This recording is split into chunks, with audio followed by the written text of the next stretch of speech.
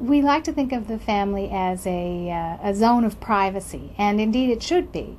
The privacy of the family is a very important concept, and one that allows families to live in intimate ways, to interrelate to each other without constant state intrusion. But I think we also have to recognize that sometimes incidents or acts occurring within a family are not private. At one time, a man had the right to physically discipline his wife, and it was considered a private matter within the family.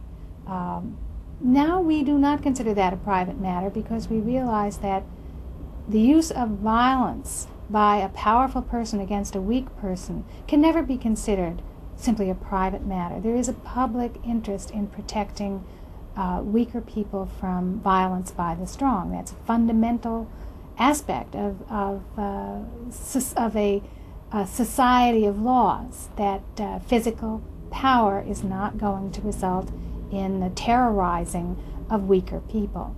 Well, now we accept that the privacy of the family no longer can be used as an excuse for men to tyrannize and physically assault their wives. I think we're coming to grips with the difficulties of taking that same concept and applying it to children. Why should the fact that the adults in a household are physically more powerful excuse what would be an assault against another individual? Why should we treat assault as something perfectly ordinary and normal when the assailant is a parent and the person who's being beaten is a child? I don't think we do. We now have very well-developed laws on domestic violence against children, child abuse and neglect laws on protection of children. The difficulty, of course, is determining when the physical violence or restraint is being used in a way that protects a child.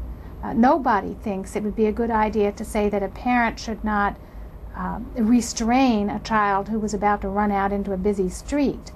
Or there's a great deal of controversy about whether or not we would want to prohibit a parent from spanking a child who had just been caught playing with matches. You can think of a number of different situations in which restraining or using physical force against a child can be in that child's best interest.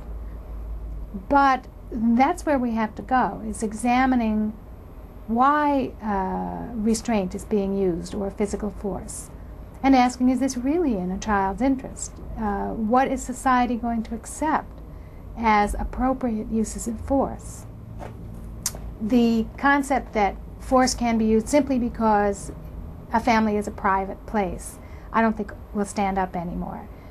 Certainly we don't have that attitude anymore towards domestic violence against women, and we can't maintain that kind of mythic separation of public and private spheres for children.